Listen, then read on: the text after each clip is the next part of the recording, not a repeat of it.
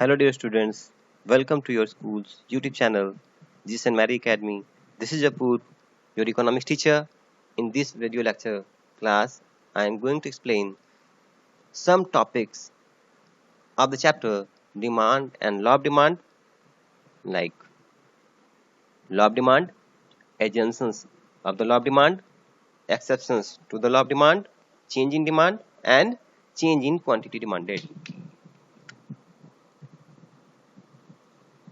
Law of Demand. Law of Demand states that other things remaining equal, the quantity demanded of a commodity increases when its price falls and decreases when its price rises. Law of demand हमको ये बताता है कि price के साथ में जो quantity है जिसकी डिमांड होगी उसका रिलेशन होता है, इनवर्स रिलेशन। अगर प्राइस बढ़ेगा तो क्वांटिटी डिमांड घटेगी, अगर प्राइस घटेगा तो क्वांटिटी डिमांड बढ़ेगी। और इसी इनवर्स रिलेशनशिप को ही हम लॉ ऑफ डिमांड के नाम से जानते हैं। इस लॉ के कुछ एजम्पशंस भी हैं जिसको हम assumptions of the law of demand बोलते हैं। इसकी फर्स्ट एजम्पशन है there should be no change in the income of the consumer. ये लॉ तभी वर्क कर पाएगा जब कंज्यूमर के इनकम में कोई चेंज ना आए, क्योंकि अगर कंज्यूमर की इनकम बढ़ जाएगी तो उसकी परचेजिंग कैपेसिटी भी बढ़ेगी। तो ऐसे में वो बढ़े हुए प्राइस में भी ज्यादा क्वांटिटी डिमांड कर सकता है, और अगर कंज्यूमर की इनकम घट जाए तो वो घटे हुए प्राइस के बावजूद भी वो कम डिमांड कर सकता है, क्योंकि अगर प्राइस में 10% की इंक्रीजमेंट आए और कंज्यूमर की इनकम 20% इंक्रीज कर जाए तो उसकी परचेजिंग कैपेसिटी घटने के बजाय बढ़ जाती है और वो पहले से ज्यादा डिमांड करता है। अगर मान लीजिए प्राइस में 5% का डिक्लाइनमेंट आया और कंज्यूमर की इनकम में डिक्लाइनमेंट 10% आया, तो प्राइस डिक्रीज करने के बावजूद भी कंज्यूमर पहले से कम क्वांटिटी परचेज कर पाएगा, क्योंकि उसकी इनकम चेंज हो गई। तो इसीलिए लॉ ऑफ डिमांड वर्क करने के लिए जो फर्स्ट एजम्पशन है वो ये बताता है कि कंज्यूमर की इनकम में कोई चेंज नहीं आना चाहिए। There should be no change in the taste and preference of the consumer. Consumer की टेस्ट और प्रेफरेंस में भी कोई चेंज नहीं आना चाहिए, क्योंकि कंज्यूमर हमेशा ऐसे आइटम ही परचेज करता है जो उसके टेस्ट और प्रेफरेंस के अकॉर्डिंग हो, चाहे उसकी प्राइस कुछ भी हो। मतलब वो ज्यादा प्राइस में भी टेस्ट और प्रेफरेंस के अकॉर्डिंग जो आइटम उसको परचेज कर लेगा, और टेस्ट और प्रेफरेंस के अगर अगेंस्ट हो तो वो लोअर प्राइस में भी उस आइटम को परचेज नहीं करेगा। तो टेस्ट और प्रेफरेंस में भी आने वाले चेंज लॉ ऑफ डिमांड को वर्क करने से रोकती हैं, इसलिए इसका भी सेम होना, सिमिलर होना लॉ ऑफ डिमांड को वर्क करने के लिए जरूरी है। Third, prices of the related commodities should remain unchanged.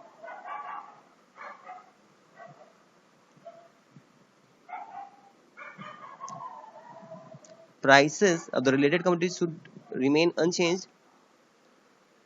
Related commodities को हम सब्स्टिट्यूट और कॉम्प्लीमेंट्री गुड्स के नाम से जानते हैं।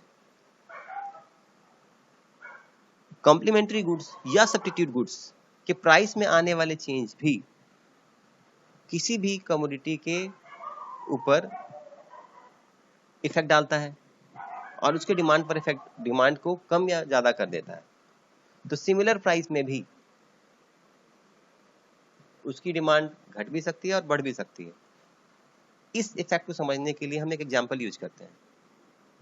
मान लीजिए एक कमोडिटी है टी, उसकी प्राइस सिमिलर ही है, उसमें कोई चेंज नहीं आया, लेकिन उसकी जो सब्स्टिट्यूट गुड्स है कॉफी, अगर उसकी प्राइस इंक्रीज कर जाए तो सिमिलर प्राइस में भी टी की डिमांड बढ़ जाएगी, जो कि लॉ ऑफ डिमांड के अकॉर्डिंग नहीं है। ये लॉ ऑफ डिमांड को वायलेट करता है। और अगर टी की प्राइस कांस्टेंट ही हो और कॉफी की प्राइस घट जाए तो ऐसे में भी टी की डिमांड घट जाएगी, क्योंकि उसके कस्टमर ट्रांसफर होकर कॉफी की तरफ चले जाएंगे। तो ऐसे में भी लॉ ऑफ डिमांड वर्क नहीं कर पाएगा, क्योंकि सेम प्राइस में तो डिमांड घटना नहीं चाहिए था, लेकिन डिमांड घट रहा है। ऐसे ही जो कॉम्प्लीमेंट्री गुड्स हैं, इसको हम कार और पेट्रोल के जरिए समझ सकते हैं। प्राइस कार की मान लीजिए घट गई, वो 5 लाख से 4,50,000 हुई। सेम टाइम में जो पेट्रोल थी उसकी कीमत 90 रुपीज पर लीटर से बढ़ के 100 रुपीज पर लीटर हो गई। तो 50,000 रुपीज की प्राइस डिक्रीजमेंट के बावजूद भी कार की बिक्री घट जाएगी, बढ़ेगी नहीं। तो यहाँ पर चूंकि सारे का सारा जो इफेक्ट है वो कॉम्प्लीमेंट्री गुड्स के कारण है, तो यहाँ भी जो कार एक कमोडिटी है उस पर लॉ ऑफ डिमांड वर्क नहीं कर पाया। तो इस समय समझ सकते हैं कि रिलेटेड कमोडिटीज की प्राइस भी अनचेंज होनी चाहिए, उसमें कोई चेंज लॉ ऑफ डिमांड को वर्क करने से रोकता है। The commodity should be a normal commodity. हमेशा law of demand normal commodity पर ही अप्लाई होता है, एब नॉर्मल कमोडिटी पर नहीं। अब ऐसे में हमें जान लें कि एब नॉर्मल कमोडिटीज होती क्या है। एब नॉर्मल कमोडिटीज उस टाइप की कमोडिटीज होती हैं जो प्रेस्टिजियस गुड्स होती हैं, जिनको हम शो ऑफ के लिए परचेज करते हैं। ये show off item high price में हाई डिमांड और लो प्राइस में लो डिमांड आ जाता है, क्योंकि इनकी जो सबसे बड़ी जो यूएसपी है जिसके कारण वो बिकती हैं, वो इसका रेयर होना और शो ऑफ के लिए परफेक्ट होना होता है। और इसकी अट्रैक्शन प्राइस जब राइज करती है तो बढ़ जाती है, और प्राइस डिक्रीज करती है तो इसका अट्रैक्शन घट जाता है। तो ऐसे में इस टाइप के आइटम के ऊपर लॉ ऑफ डिमांड वर्क नहीं कर पाता। जबकि नॉर्मल कमोडिटी जो हम डेली यूज आइटम है, जिनको हम डेली अपने लाइफ में यूज करते हैं, वहां law of demand perfectly work करता है। जैसे जितने भी एडिबल आइटम्स हैं या फिर जितने भी डेली यूज आइटम है, वहां पर लॉ ऑफ डिमांड वर्क करने में कोई प्रॉब्लम नहीं होता। वहां पर प्राइस राइज के कारण हम क्वांटिटी घटाते हैं और प्राइस डिक्रीजमेंट के कारण क्वांटिटी बढ़ा देते हैं। Size of population should not changed. Fifth point, population के साइज में भी कोई चेंज नहीं आना चाहिए, क्योंकि पॉपुलेशन में चेंज के कारण भी डिमांड में चेंज आ जाता है। उसके कारण मार्केट में टोटल डिमांड बढ़ जाता है, भले ही प्राइस घटे या बढ़े। तो पॉपुलेशन के साइज में आने वाले चेंज के कारण, मान लीजिए प्राइस पॉपुलेशन बढ़ जाता है तो नंबर ऑफ कंज्यूमर भी बढ़ेगा, जिसके कारण तो डिमांड बढ़ेगा ही, भले ही प्राइस घटे या बढ़े। तो पॉपुलेशन में भी कोई चेंज नहीं आना चाहिए। The distribution of income should not change. साथ में जो डिस्ट्रीब्यूशन ऑफ इनकम है उसका भी चेंज नहीं होना चाहिए। जैसे पहले अगर इक्वल था तो अभी भी इक्वल होना चाहिए, अगर पहले डिस्ट्रीब्यूशन इनइक्वल था तो अभी भी इनइक्वल ही होना चाहिए।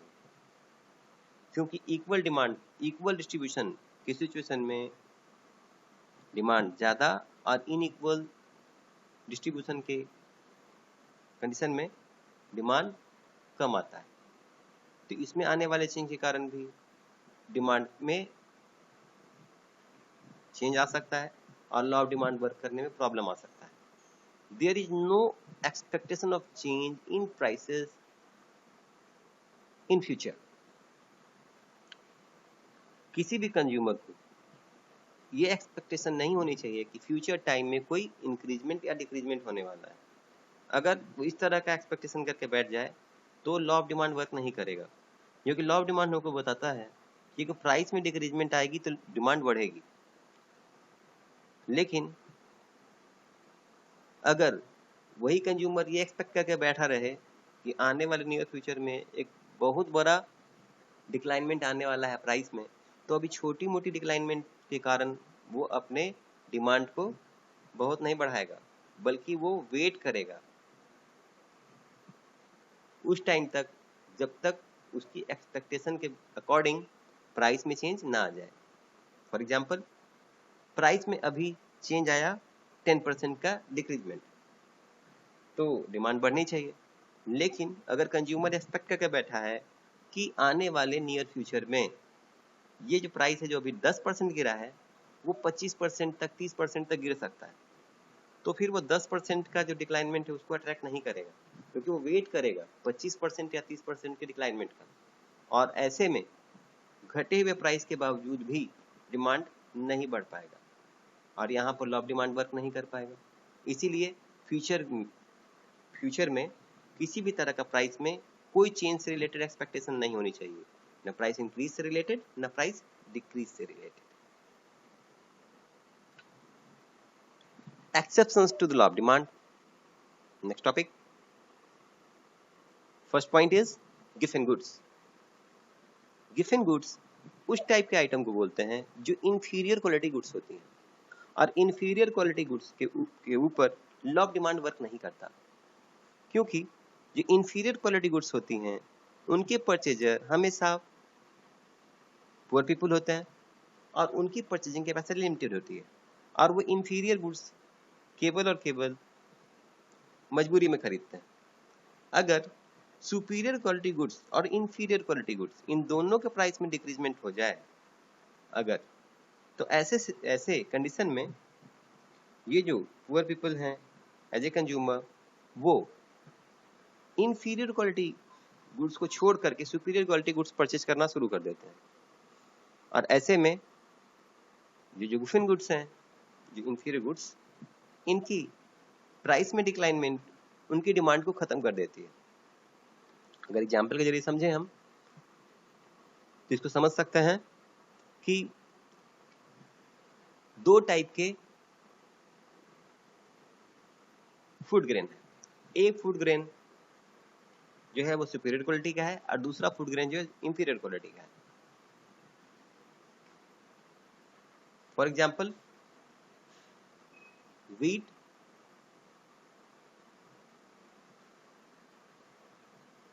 और मेज। व्हीट को यहां हम सुपीरियर क्वालिटी आइटम मान रहे हैं और मेज को इंफीरियर क्वालिटी, और इसी का इसमें जो गरीब लोग हैं मेज परचेज कर रहे हैं व्हीट की जगह। लेकिन अगर व्हीट के प्राइस में भी बड़ा बदलाव आ जाए और वो घटे, और मेज के प्राइस में भी बदलाव और वो भी घट जाए, तो जैसे ही एक गरीब आदमी के लिए व्हीट की प्राइस अफोर्डेबल हो जाएगी, वो मेज छोड़ करके व्हीट परचेज करना शुरू कर देगा। इसको गिफन पैराडॉक्स के नाम से भी जानते हैं, क्योंकि यहाँ law of demand opposite work कर रहा है।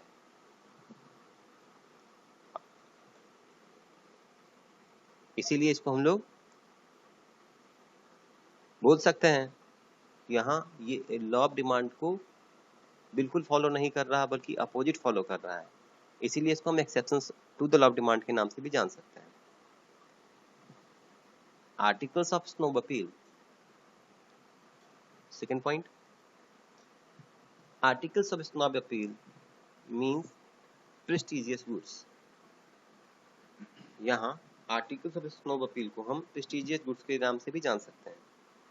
अभी मैंने पिछले ही टॉपिक में बताया कि इस टाइप के आइटम जो केवल शो ऑफ के लिए परचेज किए जाते हैं, जो प्रेस्टीज स्टेटस, जो प्रेस्टिजियस गुड्स हैं, जो स्टेटस शो ऑफ करने के लिए ही, केवल दिखावा करने के लिए खरीदे जाते हैं, इनमें law of demand opposite work करता है, क्योंकि इनकी जो मेन यूएसपी है वो केवल शो ऑफ है, और शो ऑफ जिसकी यूएसपी है वो तब ज़्यादा बढ़ जाती है जब उसकी प्राइस बढ़े, और प्राइस घटने के कारण इसकी शो ऑफ की जो इसकी क्वालिटी है वो घटती है।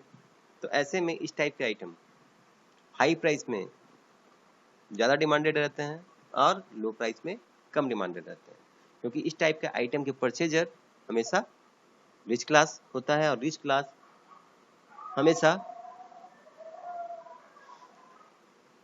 कॉस्टली आइटम परचेज करने में ही इंटरेस्ट दिखाता है। लो प्राइस गुड्स इनको अट्रैक्ट नहीं करता, तो यहाँ भी लॉ ऑफ डिमांड वर्क नहीं कर पाता। Expectation about future prices.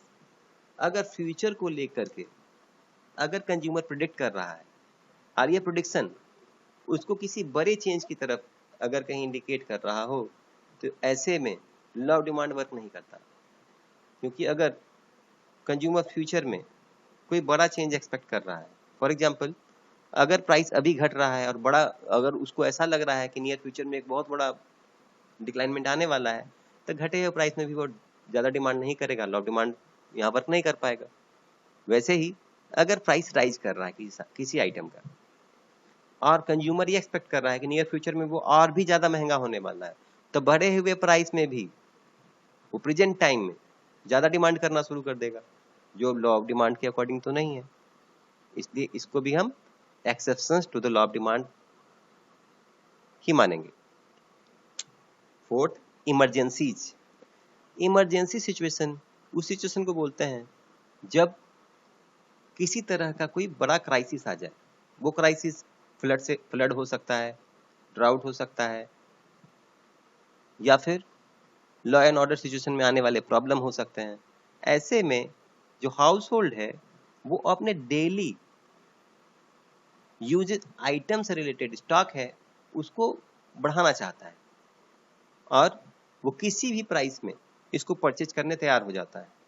तो इमरजेंसी सिचुएशन में भी जो कंज्यूमर है वो एबनॉर्मल बिहेवियर करता है और ये एबनॉर्मल बिहेवियर उसको इनकरेज करता है मैक्सिमम परचेज करने के लिए, मैक्सिमम स्टॉक मेंटेन करने के लिए। और ऐसे में वो हाई प्राइस में भी ज़्यादा क्वांटिटी परचेज करना शुरू कर देता है और यहाँ भी लॉ ऑफ डिमांड वर्क नहीं कर पाता। Fifth, quality price relationship. अगर कंज्यूमर ये मान ले कि हाई प्राइस में उसको सुपीरियर क्वालिटी गुड्स मिल रहा है और लोअर प्राइस में इंफीरियर क्वालिटी, तो यहाँ पर भी लॉ ऑफ डिमांड वर्क नहीं करेगा, क्योंकि लॉ ऑफ डिमांड ये बताता है कि लो प्राइस में हाई डिमांड और हाई प्राइस में लो डिमांड होना चाहिए। जबकि क्वालिटी प्राइस रिलेशनशिप अगर कहीं वर्क करना शुरू कर दे तो कंज्यूमर हाई प्राइस में ही ज़्यादा डिमांड करता है और लो प्राइस में डिमांड नहीं करता। मतलब एक ही मार्केट के अंदर दो आइटम है, एक कम दाम में है और दूसरा ज़्यादा दाम में, और कंज्यूमर अगर प्राइस को क्वालिटी से जोड़ के देखे तो महंगा आइटम परचेज कर लेता है और सस्ते को परचेज नहीं करता, और ये लॉ ऑफ डिमांड को वायलेट करता है। इसलिए इसको भी हम exception to the law of demand मानेंगे। Change in fashion. Change in fashion भी एक फैक्टर है जो लॉ ऑफ डिमांड को वायलेट करता है, क्योंकि जो कंज्यूमर है वो हमेशा लेटेस्ट फैशन से रिलेटेड आइटम ही परचेज करना चाहता है, चाहे प्राइस हाई ही क्यों ना हो, और आउटडेटेड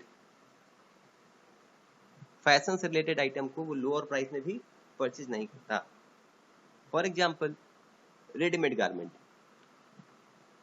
लॉ ऑफ डिमांड के अकॉर्डिंग तो जिसका प्राइस कम हो उसकी डिमांड ज़्यादा होनी चाहिए और जिसका प्राइस ज़्यादा उसकी डिमांड कम होनी चाहिए। लेकिन अगर ये जो रेडीमेड गारमेंट है इसमें अगर फैशन वर्क कर जाए और कंज्यूमर फैशन को ही प्रेफर करे तो वो हाई प्राइस में भी उस आइटम को परचेज कर लेगा, लेकिन आउटडेटेड फैशन से रिलेटेड आइटम को वो लोअर प्राइस में भी परचेज नहीं करेगा। तो ये भी exceptions to the law of demand का एक इंपॉर्टेंट पॉइंट है। Change in fashion. Change in demand, shift in demand curve. When the amount purchased of a commodity rises or falls because of change in factors other than the own price of the commodity, it is called change in demand.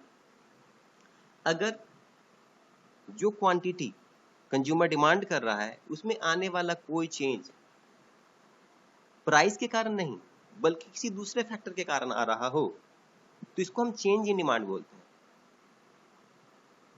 इसमें दो तरह के change आ सकते हैं, एक है increase in demand. Increase in demand refers to a situation when the consumers buy larger amount of a commodity at the same price. Increase in demand के condition में प्राइस सेम हो तो भी कंज्यूमर पहले से ज्यादा क्वांटिटी की demand करता है। उसमें कोई भी दूसरा फैक्टर वर्क कर सकता है, जैसे कंज्यूमर का income, taste and preference, size of population, ये किसी भी कारण से, लेकिन केवल ओन प्राइस वर्क नहीं करना चाहिए। अगर प्राइस सिमिलर है और डिमांड बढ़ रहा है तो ये इंक्रीज इन डिमांड का ही एग्जांपल है। Second condition, decrease in demand. Decrease in demand refers to a situation when the consumers buy a smaller amount of a commodity at the same price. इसमें इस condition में price same भी है तो भी consumer पहले के मुकाबले में कम क्वांटिटी परचेज कर रहा है. यहां भी दूसरे फैक्टर वर्क करेंगे. हो सकता है कंज्यूमर का इनकम घट गया हो सकता है वो पहले के मुकाबले में जिस आइटम को परचेज करता उसके प्रेफरेंस में वो नहीं रहा, या फिर साइज ऑफ पॉपुलेशन पहले से कम हो गया हो. बोल सकते हैं कि कोई भी फैक्टर, जो टोटल 11 फैक्टर्स थे जो डिटरमिनेंट ऑफ डिमांड था, जिनके ऊपर डिमांड डिपेंड करता है, उनमें से कोई भी 10 फैक्टर वर्क कर रहा हो. वो जो फर्स्ट फैक्टर था जिसको कि हम प्राइस ऑफ द कमोडिटी के नाम से जानते थे, उसके अलावा कोई भी 10 फैक्टर वर्क कर रहा हो, वो पहला फैक्टर नहीं, तो इसको हम डिक्रीज इन डिमांड बोलेंगे. इंक्रीज इन डिमांड को हम एक डायग्राम के जरिए समझते हैं. ये जो फर्स्ट डायग्राम है, इसमें प्राइस 60 रुपीज पर कांस्टेंट है. प्राइस में कोई चेंज नहीं है, प्राइस कांस्टेंट है. इसी कारण से जो लाइन है प्राइस की लाइन, वो पैरेलल टू एक्स एक्सिस है, पैरेलल टू एक्स एक्सिस. इसमें प्राइस 60 रुपीज ही है, लेकिन क्वांटिटी जो पहले 500 यूनिट्स थी, अब वो बढ़ के 600 यूनिट हो रही है. तो चूंकि क्वांटिटी जो वो परचेज कर रहा है, जिसकी डिमांड कर रहा है, वो बढ़ गया है, इसलिए इसको हम इंक्रीज इन डिमांड बोलेंगे. इस चेंज को दिखाने के लिए हमको दो अलग अलग डिमांड लाइन ड्रॉ करने पड़े. इनिशियल जो लाइन था वो डी था, और जो चेंज के बाद जो लाइन बना वो D1 है. क्योंकि दो डिमांड लाइन ड्रॉ करने पड़े, इस कारण से डिमांड की लाइन शिफ्ट हो गई. इसीलिए हम इसको शिफ्ट इन डिमांड कर्व के नाम से भी जानते हैं.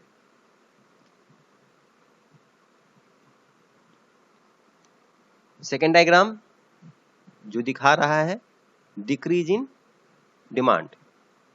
डिक्रीज इन डिमांड इस सिचुएशन में देखिए, प्राइस 60 रुपीज फिक्स है, इसमें कोई चेंज नहीं है, लेकिन फिर भी डिमांड 500 से 400 हो रहा है. 500 से 400, इसका मतलब डिमांड घट रहा है, जो कि प्राइस सिमिलर है. तो इसको हम लोग डिक्रीज इन डिमांड बोलेंगे, इसको हम डिक्रीज इन डिमांड के नाम से जानेंगे. यहां पर भी हमको दो डिमांड लाइन ड्रॉ करने पड़ रहे हैं. जो इनिशियल था वो डी के नाम से था, और चेंज के बाद जो लाइन ड्रॉ हुआ है वो D1 है. फर्स्ट केस में जो शिफ्ट था वो राइट वर्ड था, इसलिए हम इसको बोल रहे थे increase in demand. Second case में ये शिफ्ट लेफ्ट वर्ड है, इसलिए हम इसको डिक्रीज इन डिमांड के नाम से जानते हैं. इन दोनों ही कंडीशन में प्राइस कोई फैक्टर नहीं है चेंज लाने के लिए, क्योंकि उसमें तो कोई चेंज नहीं आया, इसलिए हम इसको चेंज इन डिमांड या शिफ्ट इन डिमांड कर बोलते हैं. Change in quantity demanded, movement along the demand curve. When the amount demanded of a commodity changes, rises or falls as a result of change in its own price, while other determinants of demand remain constant, it is known as change in quantity demanded. अगर जो quantity की demand consumer कर रहा है वो केवल और केवल प्राइस में आने वाले चेंज के कारण हो रहा हो, मतलब अगर प्राइस घट रहा हो और डिमांड बढ़ रही हो, या फिर प्राइस बढ़ रहा हो और प्राइस घट रहा हो और डिमांड बढ़ रही हो, या प्राइस बढ़ रहा हो और डिमांड घट रही हो, तो ऐसे में इसको हम चेंज इन क्वांटिटी डिमांडेड बोलेंगे. यहाँ पर बढ़ता हुआ प्राइस डिमांड को घटाता है और घटता हुआ प्राइस डिमांड को बढ़ा देता है. तो यहाँ पर जो डिटरमिनेंट है, जो डिमांड में चेंज ला रहा है, वो केवल और केवल प्राइस है, बाकी का कोई फैक्टर यहाँ वर्क नहीं कर रहा, इसलिए इसको हम चेंज इन क्वांटिटी डिमांडेड बोलेंगे. इसका जो फर्स्ट कंडीशन है वो है expansion of demand. When the quantity demanded of A commodity rises due to falls in its price, other things remaining the same, it is called expansion of demand. अगर price के घटने के कारण demand बढ़ रही हो और बाकी के सारे जो फैक्टर्स थे वो अगर कांस्टेंट हैं तो इसको हम एक्सपेंशन ऑफ डिमांड बोलेंगे। Second case, contraction in demand. Contraction of demand refers to decrease in quantity demanded of a commodity as a result of rise in its price, other things remaining the same. जबकि price rise के कारण अगर जो demand है जिस quantity में उसमें decreasement आ रही हो, जो कि प्राइस राइज कर रहा हो और डिमांड डिक्रीज कर रही हो, तो इसको हम कॉन्ट्रैक्शन इन डिमांड बोलते हैं। इसको समझने के लिए हम एक डायग्राम यूज करेंगे। इस डायग्राम में हम एक्सपेंशन और कॉन्ट्रैक्शन दोनों ही समझ लेंगे।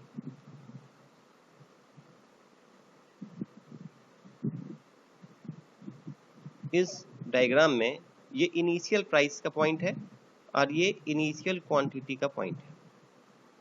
दोनों सिमिलर है। इस प्राइस में जो पी प्राइस है उसमें डिमांड क्यू क्वांटिटी है। लॉ ऑफ डिमांड को अगर हम फॉलो करें तो प्राइस में इंक्रीजमेंट क्वांटिटी डिमांड को घटाती है। तो जो पहले प्राइस पी था वो बढ़ के P1 हुआ। ऐसे में जो क्वांटिटी पहले क्यू था वो घट के Q1 रह गया। तो प्राइस में इंक्रीजमेंट के कारण ही क्वांटिटी जो डिमांडेड थी वो घटी है, इसलिए हम इसको कॉन्ट्रैक्शन ऑफ डिमांड बोलेंगे। एक्सपेंशन ऑफ डिमांड, जो प्राइस पहले P था वो घट के P2 हो गया, मतलब प्राइस में डिक्रीजमेंट आया। अब इस प्राइस में जिसको हम लोग P2 बोल रहे हैं, अब घटे हुए प्राइस के कारण वो जो क्वांटिटी डिमांडेड था उसको बढ़ा दिया। अब वो Q2 हो गया। जो इनिशियली Q पॉइंट था अब वो बढ़ के Q2 हो गया है। तो यहाँ पर भी जो क्वांटिटी डिमांड है वो बढ़ा क्यों है? केवल प्राइस में डिक्रीजमेंट के कारण। तो इसको हम लोग एक्सटेंशन ऑफ डिमांड कहेंगे, क्योंकि यहाँ पर आने वाले सारे चेंज को हम एक ही सिंगल लाइन में दिखा पा रहे हैं। इसीलिए यहाँ सारे के सारे चेंज क्योंकि एक डिमांड कर्व पे ही आ रहा है, इसीलिए हम इसको बोलते हैं movement along the demand curve. Initial point A था, जब कॉन्ट्रैक्शन हुआ अपवर्ड शिफ्ट हुआ तो कॉन्ट्रैक्शन आया, ये पॉइंट बी की तरफ चला गया,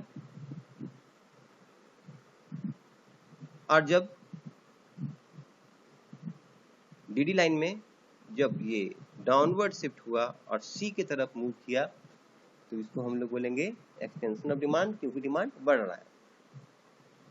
यहाँ पर सारे चेंजेस को हम एक ही डिमांड लाइन पे ड्रॉ कर पा रहे हैं, इसीलिए हम इसको movement along the demand curve बोलेंगे। यहाँ पर डिमांड कर्व शिफ्ट नहीं हो रहा, बल्कि सारे चेंजेस एक ही लाइन के अंदर अलग अलग पॉइंट्स पे आ रहे हैं। ये पॉइंट ए, बी और सी है।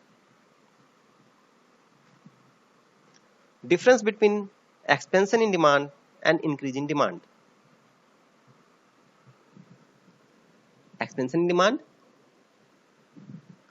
in this case demand increases only due to price decline. Expansion in demand में जितने भी तरह की चेंजेज आएगी, जो जितना भी इंक्रीजमेंट होगा केवल प्राइस के डिक्लाइनमेंट के कारण होगा। बाकी के सारे फैक्टर इक्वल रहेंगे, उनमें कोई चेंज नहीं आएगा। जबकि increase in demand the case में in this case due to factor other than price demand of goods increases. increase in demand के कंडीशन में प्राइस तो कांस्टेंट रहेगा, लेकिन किसी दूसरे फैक्टर के कारण डिमांड इंक्रीज करेगी, इसको हम इंक्रीज इन डिमांड बोलेंगे। Expansion demand, second point, it means more demand of goods at lower price. ये पॉइंट बता रहा है कि लोअर प्राइस में ही डिमांड ज्यादा क्वांटिटी की होगी। जबकि इंक्रीज इन डिमांड के केस में it means greater demand of goods at same price और same demand at higher price. यहाँ पर सेम प्राइस में भी ज्यादा डिमांड हो सकता है और हाई प्राइस में भी सेम डिमांड हो सकता है। मतलब यहाँ प्राइस वर्क नहीं कर पाएगा अगर प्राइस में कोई फैक्टर ही ना हो और डिमांड में चेंज आ रहा हो तो उसको हम इंक्रीज इन डिमांड बोलेंगे। Third, movement along the same demand curve from initial higher point to lower point takes place.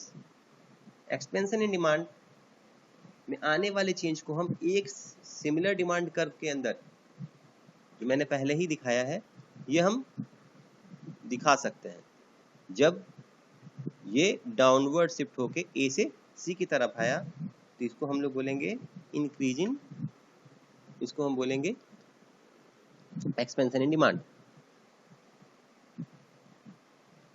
Demand curve shift upward to the right side of the original demand curve. Increase in demand की situation में हम लोग देखते हैं कि right side ये क्या होता है, मूव कर जाता है, राइटवर्ड मूव करता है, राइटवर्ड मूवमेंट। जब ये राइटवर्ड मूवमेंट आता है, यहाँ हम देख रहे हैं कि राइटवर्ड मूवमेंट आता है, तब इसको हम लोग इंक्रीज इन डिमांड बोलते हैं। ये मूवमेंट ऐसे है, ए से बी की ओर। इसमें डिमांड कर्व शिफ्ट होके राइटवर्ड चला जाता है। 4, demand curve does not change. Expansion of demand को शो करने के लिए हमको डायग्राम में डिमांड लाइन को शिफ्ट नहीं करना होता, उस एक ही डिमांड कर्व के ऊपर इसको हम शो कर पाते हैं। इंक्रीजिंग डिमांड के केस में हमको डिमांड कर्व को चेंज करना होता है, शिफ्ट करना होता है, और ये शिफ्ट राइटवर्ड आता है, इसलिए यहाँ पर डिमांड कर्व चेंज हो जाता है। Difference between contraction in demand and decrease in demand. Contraction in demand, it is a situation in which demand of goods decreases due to price increases. यहाँ पर जो किसी भी कमोडिटी की डिमांड इसलिए घट रही है क्योंकि प्राइस इंक्रीज कर रहा है, तो प्राइस वर्क कर रहा है, इसीलिए हम इसको बोलेंगे contraction in demand. Decrease in demand, in this case demand of goods decreases due to change in factors other than price. जबकि किसी दूसरे फैक्टर के कारण प्राइस कांस्टेंट हो और कोई दूसरा फैक्टर वर्क कर रहा हो और उसके कारण डिमांड डिक्रीज कर रहा हो, घट रहा हो, तो इसको हम डिक्रीज इन डिमांड बोलेंगे। Second, it means less demand of goods at high price. यहां पर जो प्राइस बढ़ रहा है तो डिमांड घट रहा है, यहां पर प्राइस वर्क कर रहा है क्योंकि हाई प्राइस में डिमांड पहले के मुकाबले में कम हो रहा है, इसलिए हम इसको कॉन्ट्रैक्शन डिमांड बोलेंगे। Decrease in demand, second point, it means less demand of goods at same price और same demand at lower price। इसमें प्राइस वर्क नहीं कर पा रहा और सेम प्राइस में भी कम डिमांड हो रहा है या फिर लोअर प्राइस में भी सेम ही डिमांड हो रहा है, सेम प्राइस में भी वही डिमांड, लेस डिमांड, या फिर लोअर प्राइस में भी सेम डिमांड, ये दोनों ही सिचुएशन को इसमें बोलेंगे डिक्रीज इन डिमांड।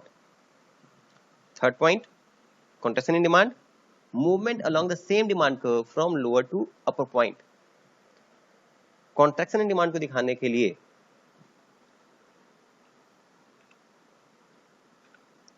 हम देखते हैं कि ये अपवर्ड मूव करता है, अपवर्ड ए से बी की ओर।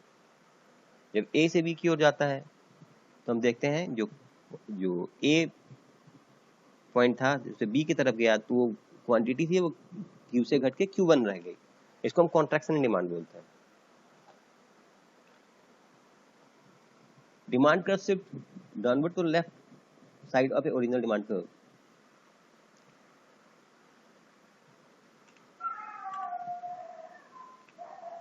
इसमें जब डिक्रीज इन डिमांड दिखाना हो तो जो मूवमेंट है डिमांड कर्व में वो लेफ्टवर्ड आता है। इनिशियल पॉइंट ए था जो बाद में बी बना, ये बी है तो लेफ्टवर्ड शिफ्ट हो रहा है, तो इसको हम लोग बोलेंगे decrease in demand. Demand curve does not change, contraction demand को हम एक ही सिंगल डिमांड लाइन पर शो कर पाते हैं, इसी कारण से यहाँ पर डिमांड कर्व चेंज नहीं होता। जबकि डिक्रीजिंग डिमांड को दिखाने के लिए हमको इसको लेफ्टवर्ड डिमांड कर्व को शिफ्ट करना होता है, इसलिए यहाँ पर डिमांड कर्व चेंज हो जाता है।